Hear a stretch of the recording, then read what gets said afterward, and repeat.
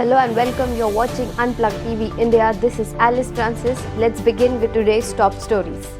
Bhagwat Mann, Yogi Adityanath all set to take oath as CM. Mamata Banerjee names Shatrughan Sinha as Trinamool by-poll candidate. Saudi Arabia executes 81 in its largest mass execution. Russia strikes military base outside Ukraine's Lviv, killing 9 and leaving more than 50 injured. 12 ballistic missiles hit Iraq's Kurdish capital. No casualties reported so far. China wrestles worst virus outbreak in 2 years. The battle of the political parties finally concluded on March 10 after the Assembly election results 2022 were declared by the Election Commission, paving the way for a fresh cabinet in the states of Goa, Punjab, Uttarakhand, Manipur and Uttar Pradesh. The Bharatiya Janata Party is set to form the government in 4 of 3 states, while the Aam Aadmi Party will be forming the government in Punjab, making it the second state in the country with an AAP cabinet after the capital city of Delhi. Current Chief Minister Yogi Adityanath is all set to take oath as the CM of Uttar Pradesh once again for his second consecutive term at the post. Punjab Chief Minister designated Bhagwat Mann announced on Saturday that the new government's swearing-in ceremony will take place on March 16 in Khatkar Kalan, the hometown of famed independence fighter Bhagat Singh. Mann has invited Arvind Kejriwal, the Delhi Chief Minister and Aam Aadmi Party convener, to the inauguration. Mann and Kejriwal hold a roadshow in Amritsar on Sunday to celebrate the party's assembly election triumph. With 92 seats, the Aam Aadmi Party won a landslide victory in the Punjab elections, pushing most of its opponents to the fringes. In the 117 members assembly, Congress won 18 seats only. West Bengal Chief Minister Mamata Banerjee on Sunday named Shatrughan Sinha as TMC's candidate for by-poll to Asansol parliamentary seat and Babul Supriyo as nominee Baligunje Assembly by-election. Mamata Banerjee said, "Happy to announce on behalf of all the Indian Trinamool Congress that Shri Shatrughan Sinha, former Union Minister and famed actor, will be our candidate in Lok Sabha by-election from Asansol. Shri Babul Supriyo, former Union Minister and noted singer, will be our candidate in Vidhan Sabha by-election from Baligunje. Jai Hind, Jai Bangla, Jai Mati Manush," she wrote it. The Asansol Lok Sabha seat fell vacant after Mr. Supriyo, a 2-time BJP MP, quit the Saffron Party last year and joined the TMC. The Baligunje Assembly seat fell vacant following the demise of State Minister Subrata Mukherjee.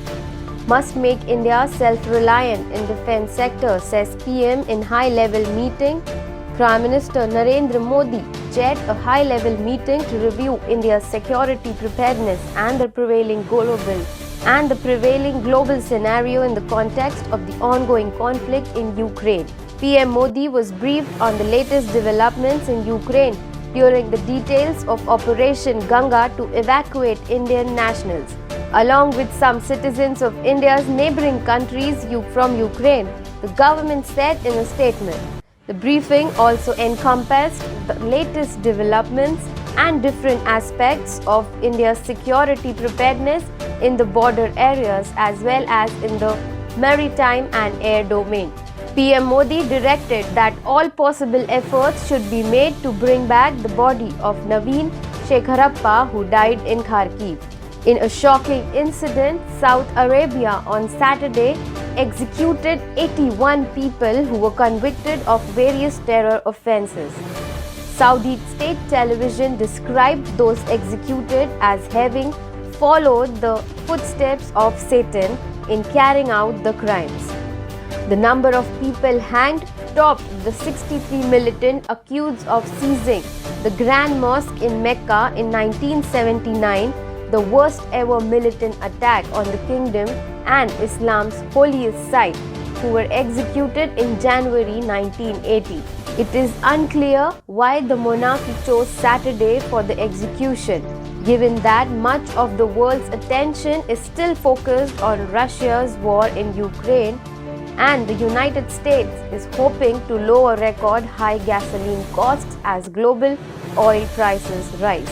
Meanwhile, Boris Johnson, the British Prime Minister, is alleged planning a trip to Saudi Arabia next week to discuss oil pricing. During the coronavirus pandemic, the number of death penalty cases in Saudi Arabia decreased, but the kingdom continued to behead criminals under King Salman and his aggressive son, Crown Prince Mohammed bin Salman. Russia-Ukraine conflict enters 18th day. Even as battle raged on the edges of Ukraine, Russian troops launched multiple airstrikes on a military training ground outside Ukraine's western city of Lviv, near the border with Poland, a local official reported on Sunday. The military base is Voriv, located some 40 kilometers northwest of Lviv, was a training center for Ukrainian forces with foreign instructors including from the United States and Canada. Russian forces hammering the coastal city of Mariupol blasted a mosque that was sheltering more than 80 people, including children, according to the Ukrainian government. Following three-way negotiations, France and Germany encouraged Russian President Vladimir Putin to stop the deadly days-long siege of the Ukrainian port city of Mariupol. Following three-way negotiations, France and Germany encouraged Russian President Vladimir Putin to stop the deadly days-long siege of the Ukrainian port city of Mariupol. The situation in Mariupol is extraordinarily unpleasant and humanly untenable. From the LSE presidential place stated, after a very honest and difficult meeting with Russian President Vladimir Putin. A dozen of ballistic missiles launched from outside Iraq struck the country's northern Kurdish regional capital Erbil on Sunday. The officials here confirmed the news, adding that no casualties were reported immediately. There was no immediate claim of responsibility or further details are awaited in the matter. The State Department spokesperson called it an outrageous attack but said no Americans were hurt and there was no damage to US or US government facilities in Erbil. Iraqi state TV quoted that Kurdistan region's counter-terrorism force as saying 12 missiles launched from outside Iraq hit Erbil. It was not immediately clear where they landed. As far as COVID situation is concerned in China, millions of people across China endured lockdowns on Sunday as virus cases doubled to nearly 3,400 and anxiety mounted over the resilience of the country's zero COVID approach in the face of the worst outbreak in 2 years.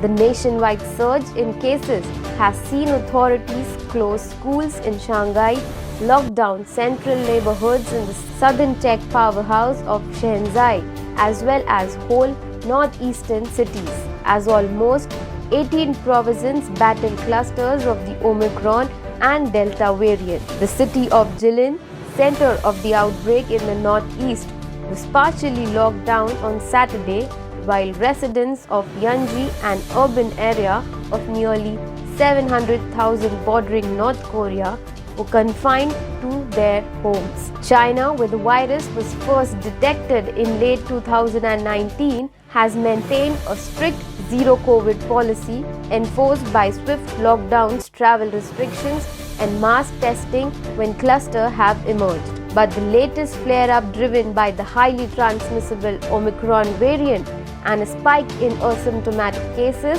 is testing the efficacy of that approach. Thank you for watching Unplugged TV India. If you like the video, please hit like, subscribe and share.